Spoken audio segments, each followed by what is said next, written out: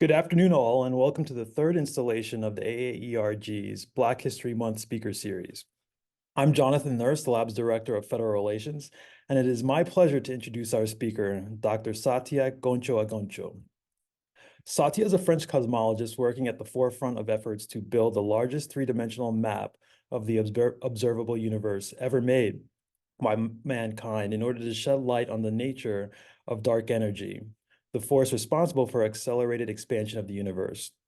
Dr. Gontcho A Gontcho is a project scientist for the Dark Energy Spectroscopic Instrument, or DESI, and joined the physics division in 2021.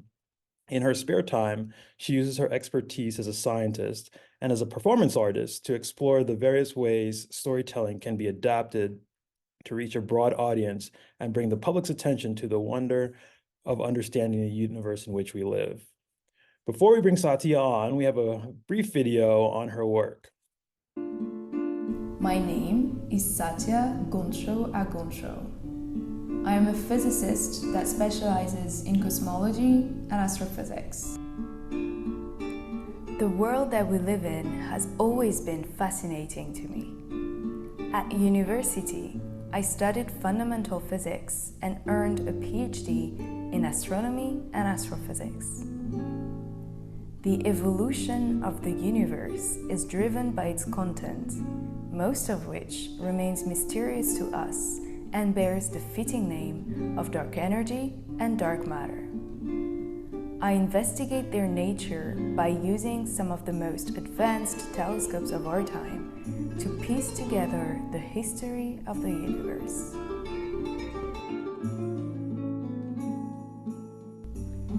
As scientists, our wealth is in the ability to think critically.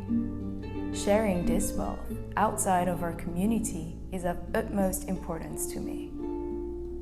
A significant part of my time is spent mentoring the future generations of scientists. Since the ways to share knowledge are plentiful, I also enjoy making use of my artistic sensibilities to reach a broader audience. I believe that knowledge should be shared with others to the best of our ability. All right, hi everyone. Let me share my screen with you. Up. Up. And you should be able to see my slides. So hi, thank you for this introduction. First of all, I really want to thank the AAERG for their invitation to be a part of the Black History Month speaker series. It has been a pleasure to watch the previous talks in the series and hear the stories and the lessons that came with those journeys. And I have to say I'm especially grateful because preparing for this talk has given me an opportunity not only to reflect on my academic journey, but also to think on the role that peers and colleagues have played, but especially the role that Berkeley and what Berkeley Lab has meant to me through it all.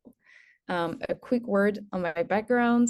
I was born, raised, and educated in France.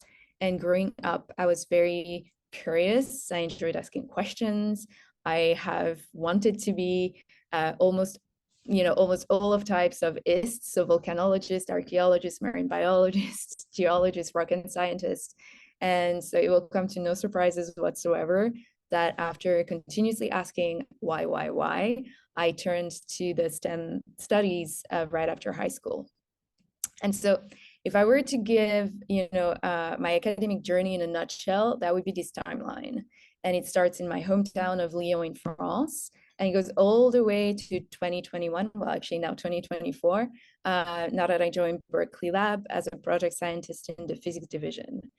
And what is noteworthy here is that well before I officially became a tiny, teeny piece of this huge machine that is Berkeley Lab, it just so happened that Berkeley Lab had been a consistent feature in my academic journey. And I want to share with you a little bit of how that happened. So in 2008, I started university. My very first month, I very much enjoyed the intro to astrophysics course I took. And so I decided to ask the professor for a research opportunity the following summer. So he helped me to an opportunity in the cosmology group of the High Energy Physics Institute in Lyon, where I would end up spending actually a significant portion of my time over the next couple of years. And so at the time, the group was working on these cool methods to measure the expansion rate of the universe using exploding stars called supernovae. And so that's the work that I joined on. And during that first experience, I met Professor Gérard Smadja. And, you know, my first year of university happened to be his last year before becoming Professor Emeritus. And so do not worry, even though it's been 15 years, I'm very happy to report that Professor Smadja actually can still be found contributing to science from his campus office most days of the year. But one fact that I remember very fondly about him is that in his youth, he learned to speak Russian so that he could learn firsthand from Russian physicists, and especially what I still consider to be very efficiently written little physics Bibles. It's a series of books called the Landau Lifshitz. And I thought that it was amazing that he would go to this length to get a direct access to communication and to information about something that he was so interested in. And then, there was Dr. Buton, who at the time was doing his PhD. And when I joined the group, he actually was doing a 6 months research stay at Berkeley lab. And indeed, some of you may already have made that connection, but measuring the expansion rate of the universe using supernovae, it's a research effort that was led in part by LBL, and that was later recognized by a Nobel Prize in 2011. And then finally, there was Dr. Shota, who started his PhD when I was just entering my second year of university, so after that first summer internship. And those three people have framed my very first research experience. And you see, true to its reputation, France underwent a period of generalized strikes at the higher education level, which resulted with my literally barely having any classes at all during a full semester in 2009.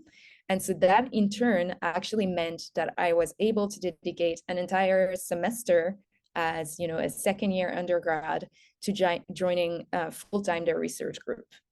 And I was fortunate to learn from their experience and from having also a front seat view several times over, because that connection stayed throughout the years of the cycle of a grad student beginning to end to transitioning to postdoc, and all of that several times over before I even myself started a PhD. And so just like Dr. Buton, Dr. Chotar also went to spend half a year at LBL during his PhD. And so because of the close collaboration between that team and their counterpart at Berkeley Lab, already from the very beginning, Berkeley Lab was a recurring character in my landscape of academia that was building at the time.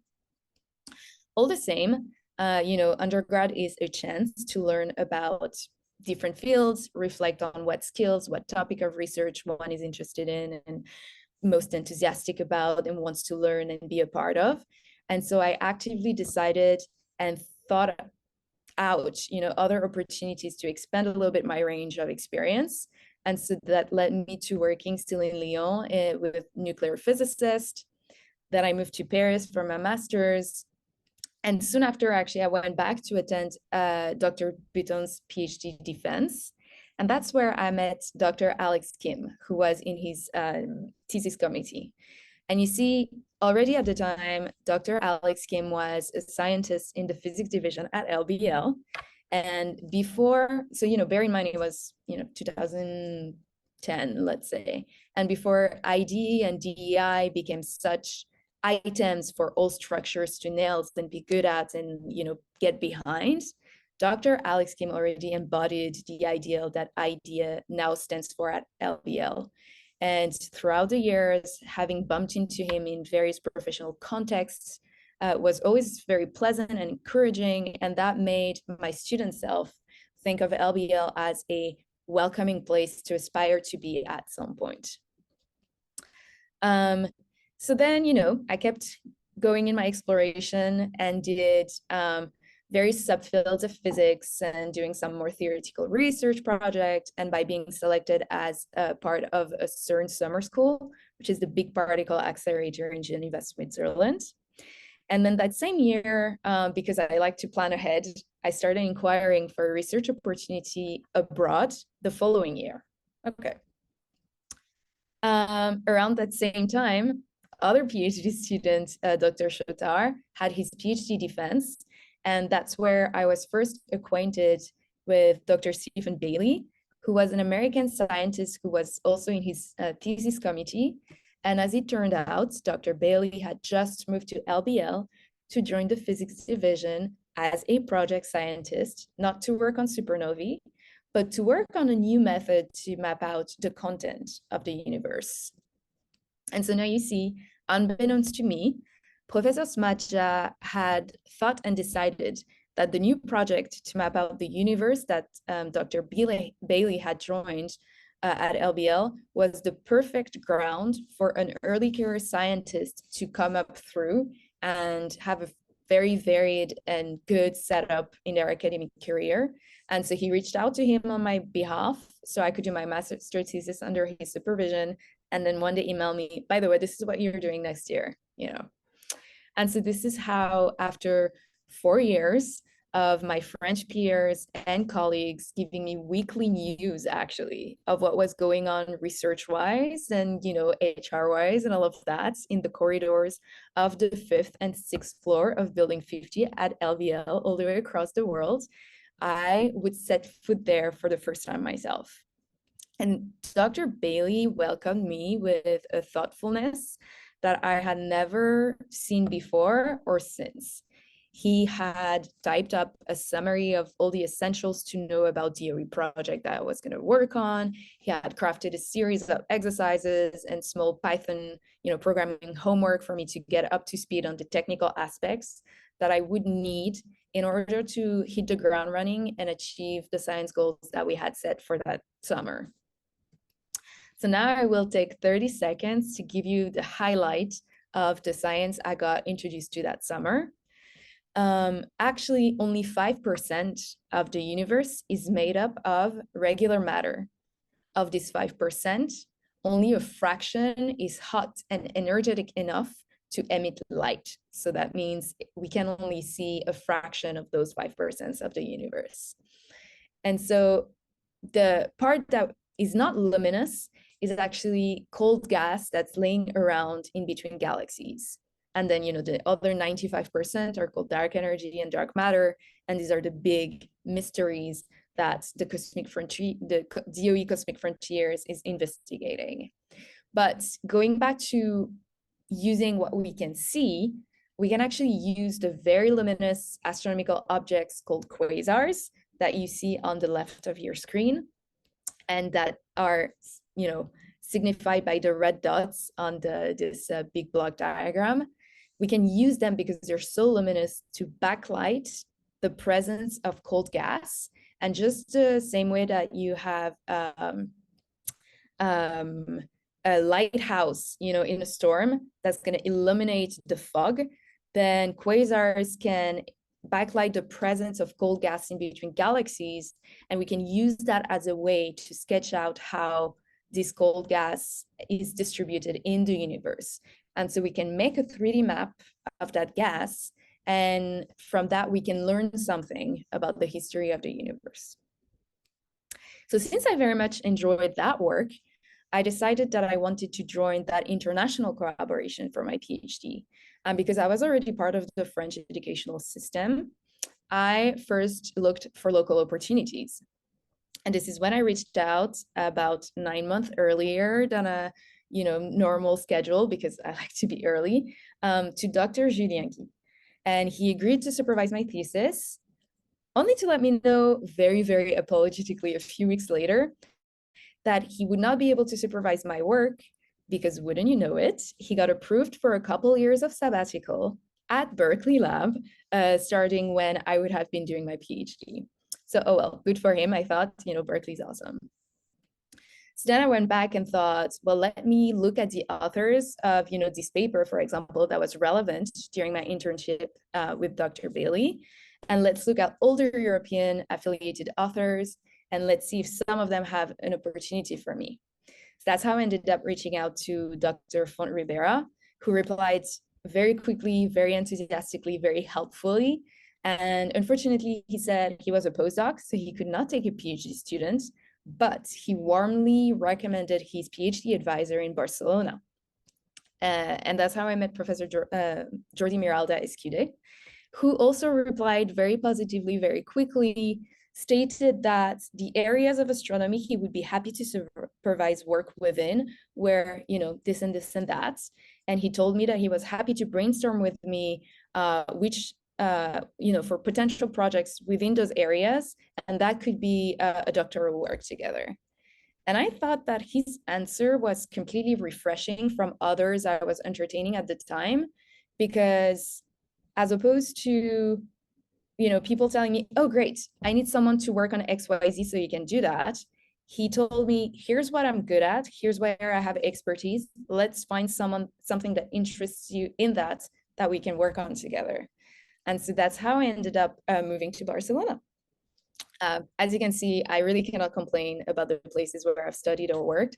They're all beautiful, beautiful places. But during my time there, I did as my peers from my hometown had done before me.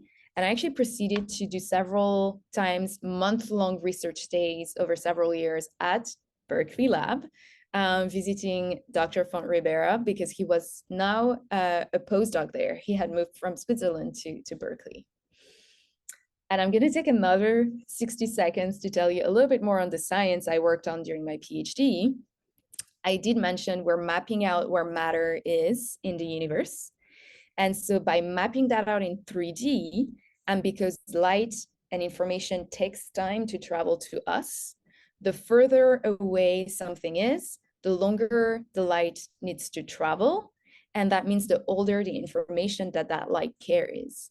And by building a very, very large 3D map, we get access to snapshots of different moments of the history of the universe. And that means that if there is a constant, let's say, very well-defined constant pattern that you can identify in the distribution of matter, and you can measure it in the different snapshots, then you can see how that pattern grows with the expanding universe. And as a consequence, you can learn about the expansion history, right? How fast it grew by measuring the size of that pattern at different moment in time. And so in a nutshell, we try to create very well that 3D map, and doing that work is key to bettering our understanding about the universe that we live in. And so, years passed, and then in 2018, again, I went to visit Dr. Font Ribera, who was now a faculty in London.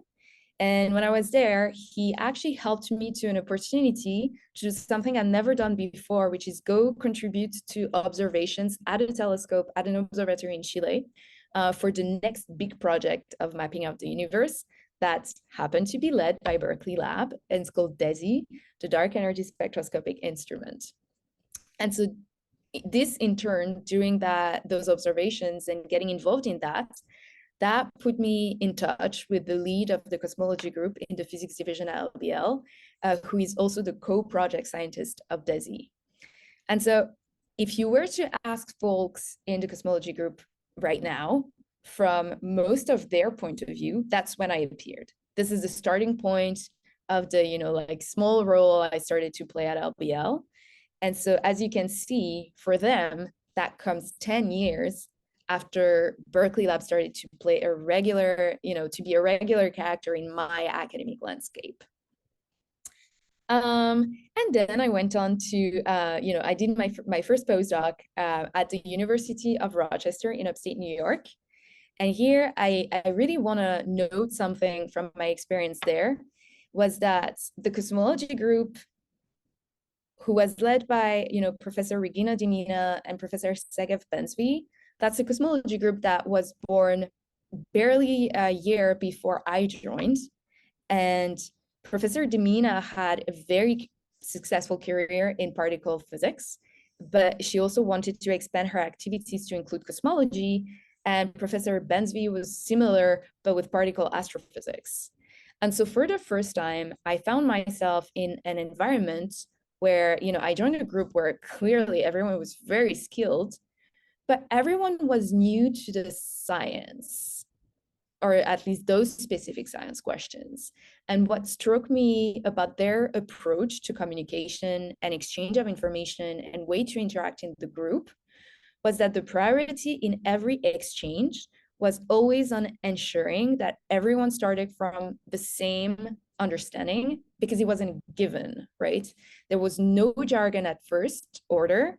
And because of the interdisciplinary background, the accent was always, always, always on clear, effective communication, double, triple checking that everyone was starting from points that related to each other, and valuing the different viewpoints and expertise that it was pulling together in order to make impactful science. And I learned a lot from working there. And so then I joined in 2021 LBL as a project scientist, actually in the same position that my supervisor had at the time of my first internship at LBL. And so along with the DESI group, I'm now still working on creating better, bigger, higher resolution, 3D maps of the observable universe in order to better understanding of the history of the universe. And as you would have it, my current manager is Dr. Julien Guy, who ended up moving full-time to LBL after his sabbatical in 2013 to join Dr. David Schlegel as co-project scientist for the DESI project. And I also got to reconnect with Dr. Alex Kim and Dr. Stephen Bailey and get to know the broader group. And so I really wanted to take this opportunity to talk to you, to tell you about this journey and to highlight the tremendous importance and impact of exchanges between scientists and between countries, because I think my story illustrates, impacts big and small that global collaborations can have on individual one-person level stories. And finally, I want to take a moment also to reflect on how we communicate with each other and how that impacts how we relate to each other. And in what I've described before, I want to go back to three, key moments. The first one that I haven't expanded upon yet is growing up. When I was asking why, I was always met with a huge and deep level of comprehension from the person I relentlessly questioned. And that person was my dad. He, more expertly than anyone I have ever met, had nailed down to a science, or I could even say an art, the process of figuring out what knowledge does the person I'm speaking to have, what thought process are easy for that person or hard for them to grasp, what is the core of the information that I need to pass down to that person, and how can I use the knowledge and reasoning skills that they already have acquired to, one, add to that knowledge and skill, and two, pass on the information so that it is received in the most accurate way possible. So not so that I can say it in the most accurate way, independent of how the person is going to receive it, but so that it is received in the most true and accurate way possible. And that meant that growing up, my curiosity was always satisfied by the purest level of information I was able to comprehend, adapting the language and the story and the way of phrasing things. And the more time passes, the more I can appreciate the genius it takes to be able to do that well and to consistently do that in formative years for, people growing up. Oh, wonderful. Sorry, my office just, the light switch. Second thing I want to put the accent on, thinking back, is the research day I did with Dr. Stephen Bailey.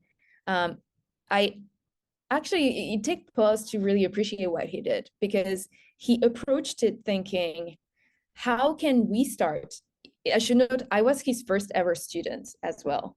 And so he thought, how can we start from a leveled field? What is it that she knows? And how can I make sure that I can overall give her the essential knowledge that is specific to our project so that the research goals that we are setting are more easily reachable? And so now that I have been on the other sides of this exercise, I just realized how above and beyond he went, because coming up with a document that is not, pulled from other documents, but really just coming up with a document of explanations typed up ahead of time and putting together exercises, that must have taken him at least a full afternoon, which, when you realize how busy we all are, is a huge amount to invest just to make sure that you set up someone right for what was just a few months' internship, right? And so that made me feel, both at the time and in hindsight, so seen and welcomed. And finally, another point is, again, the example set by my colleagues at Rochester. First concern was to level the field so we could all know what common ground we're starting from. The concepts were clearly spelled out, and the jargon only came later and as a shorthand, once it was already established what was our mutual understanding.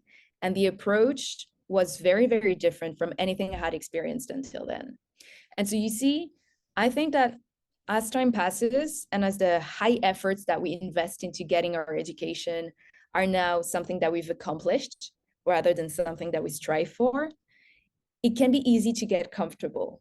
And so naturally, one gets drawn to an area of comfort or of least effort. And so someone who, another person who already has the same keys and codes that one has, that makes a lot of sense to preferentially interact with them. But then I was reminded by something that my general relativity professor used to tell us was this question: is it difficult or is it new?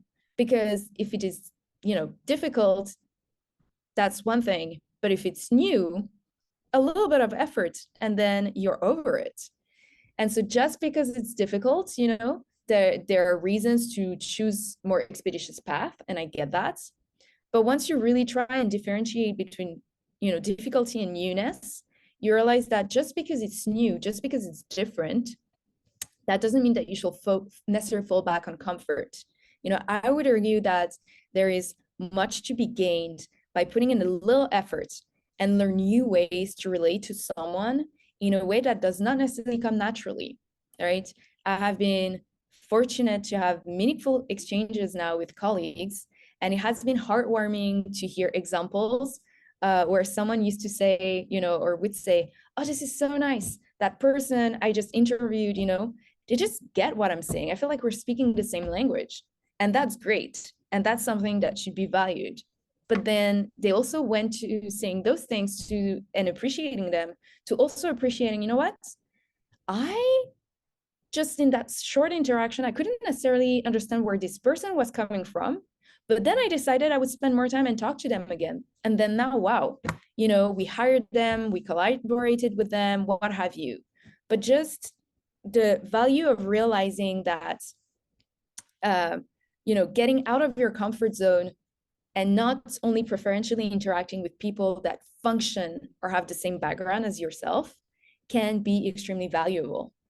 And so before I stop, I'm going to digress for a second into some reflections I have had into the purpose and the ways of storytelling and what can be gained with that.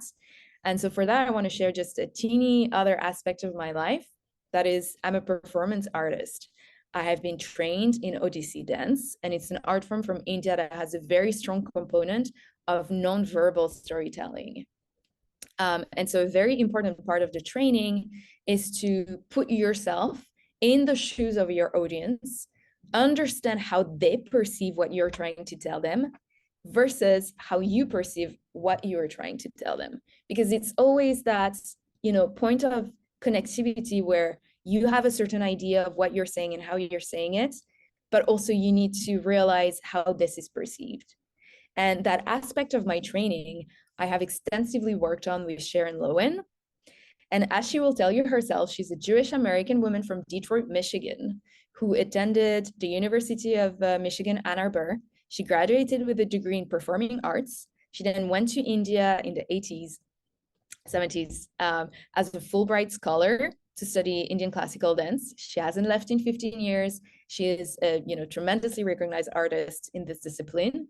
And an anecdote that I absolutely love about her is that as a teenager, she snuck out on her own, took the bus down south in the mid 60s to march to ensure that African Americans could exercise their constitutional right to vote. And so that gives you a little bit of an idea of the character.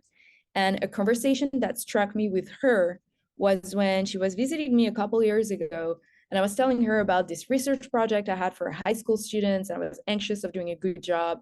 I was debating what was the best use of that student's time while also, tackling an interesting science question. And I was more venting than anything. And, Sharon, with her 50-year-long artistic career and no background in science, managed in under 90 seconds and 5 questions, jargon aside, she managed to have as sharp an insight as my colleagues here at LBL, just by using a different language and just because we were used to trying to relate to each other, putting jargon aside.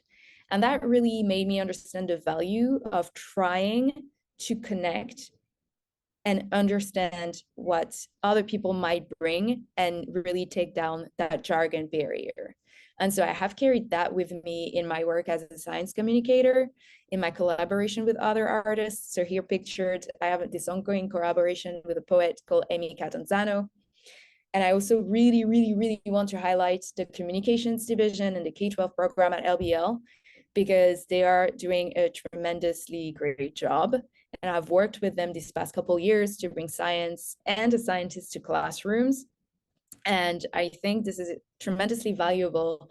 And that brought me to this year start a program called the Passing the Baton to the Next Generation, where I go to classroom across the Bay Area. I share my experience and expertise in a way, in the best way that I know I can make it accessible to the next generations. And so to end on an academic note, I want to highlight those for whom I hope I played a little role in their journey as well as the roles I have highlighted in my own journey, and that's my students. And so from left to right, there's the high school student I mentioned at the time, Sujay Champati, who is now an undergrad at Caltech. There's Aina Flood, who was an REU student with me at the University of Rochester, who's now a grad student at Maryland. There's Joshua Ratashak, who was an undergrad at Rochester, who is now doing a PhD with the co-spokesperson of DESI. So he's studying cosmology. There's Nestle Erez, who was a grad student in Rochester and is finishing up now. And there's Austin Lake, who is still actually an undergrad at Berkeley, and who did a semester internship with me.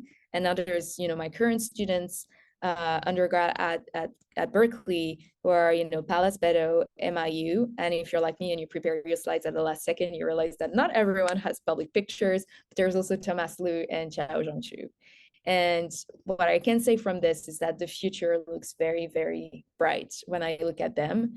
And it already also looks very different than when I compare it to what my academic landscape looked like when I was in their shoes. And so, with that, I thank you for your attention, and I'm happy to take questions. Satya, pardon me, Satya, on behalf of the group, thanks so much for sharing your story. We have a few questions and encourage others to place additional questions in the chat. So I particularly appreciated your thoughts on seeking out individuals who have different background, different training than you might have, and communicating your work, particularly relevant to my work in federal relations. In your work to build public understanding of the universe, what do you hope those who you reach walk away with? That we're doing something of value, because I think as scientists, we tend to want to explain the value of what we're doing by wanting to have other people adhere to our thought process. And that makes sense, right? But at the end of the day, there's a purpose for, there's different ways to go about different interactions with different purposes. What I mean by that is if you want members of a community to encourage their youth to pursue, an education in STEM or not, if you want your community to vote to preserve education research budgets, do you need for them to think about your research with the same, thought process than you do? Or do you just need them to care and understand that you're doing something of value? And I think that, stepping back and having these questions in mind when you're thinking about communicating about what you do can be very helpful and interesting. And I have found that, art universally can touch people in a way that is different than, slides and presentations and numbers. And at the end of the day, if the goal is for people to care and realize that you're doing something of value, I think there's many different ways you can go about communicating that message. It's a question from the chat. It would be nice to hear a little bit more about the conversation with Sharon Lowen and what insight she shared during the conversation that you mentioned. Um, yes, she's great. I was saying, we're making those maps of of where matter is, and there's this method where we can look for voids, and because we look where the matter is, but actually it's maybe also as informative to look where it's not, and trying to grasp, okay, on the scale of 3 months with someone who can only work 10 hours a week, is there some scientific questions? What are the question that we can answer? But I've already given you now about 20 minutes of high level thing of what I'm doing. I'm saying I just started that conversation with her 2 minutes ago, and by asking me 5 questions, she managed to get to the essence of what is it that you're trying to achieve? What are the methods that are at your disposal? What does your student know how to do? What can be interesting? She has the ability to put herself in someone else's shoes, go to the essential, and ask the right questions. And I thought I was, not expecting that sharp an insight. And that was just very informative and humbling to see that there is really, many things to learn and to learn from various point of views. And sometimes you miss out by siloing too much into your own field and relying on jargon and not going back to the essentials and the core of the concepts that you're playing with. A couple of scientific questions in the chat. Yeah. How much of the observable universe have you mapped so far? And two came from one individual, so I'll give you both of them. And the second is, what are your thoughts on quantum entanglement? Sorry, let me just so if you consider that as you go deeper and deeper and deeper, you're reaching different parts of the history of the universe. Say the universe is 13.8 billion years old. We're actually, with the instrument we've built here at LBL, able to probe up until 12.8 billion years old. And so we're mapping out up until 12.8 billion years, but also just the northern part of the sky, because the telescope is in the northern hemisphere in Tucson, Arizona. And so that is really, I mean, this is not bragging, to this day, the largest 3D map of the observable universe ever made.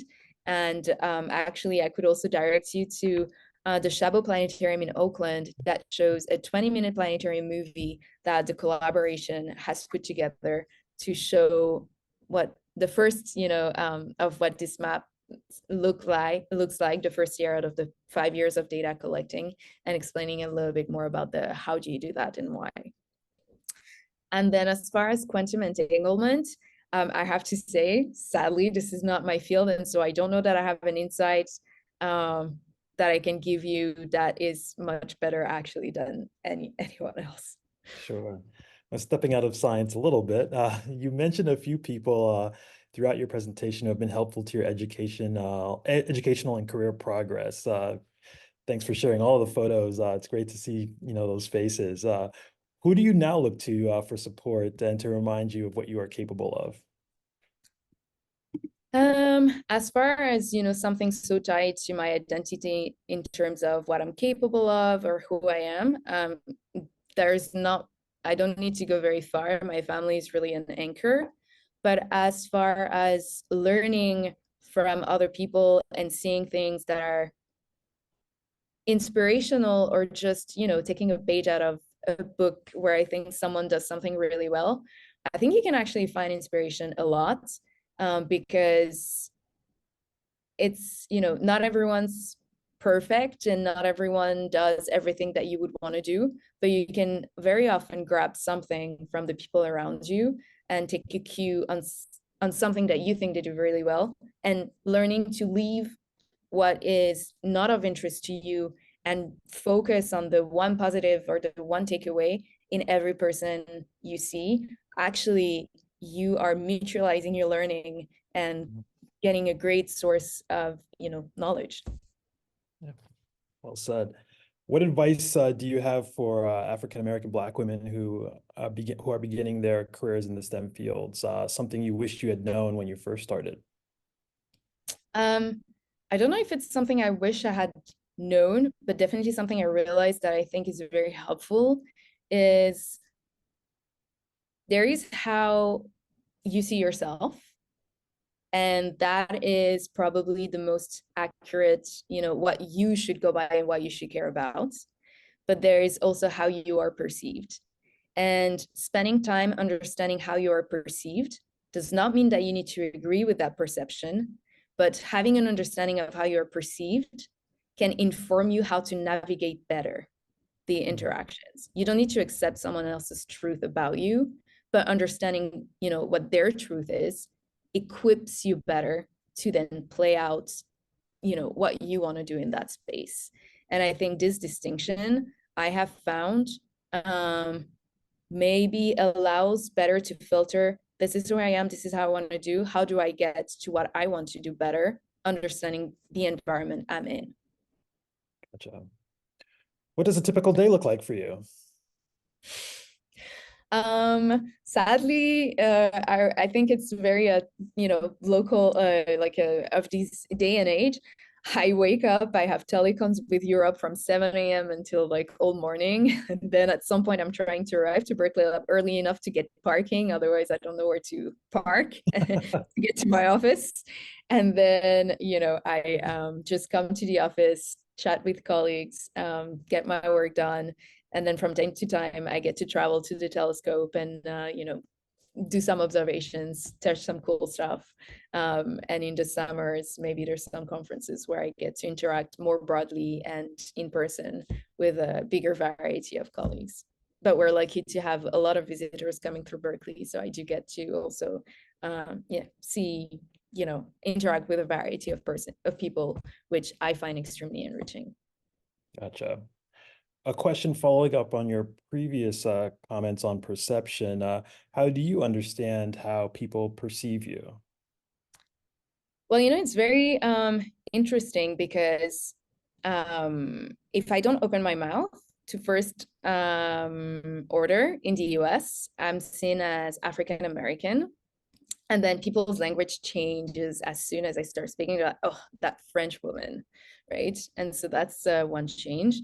And the assumptions that are made based off of where you were born and raised and then how you look like, actually, it's very different from what the assumptions would be if you then now place me with a different nationality and a different background.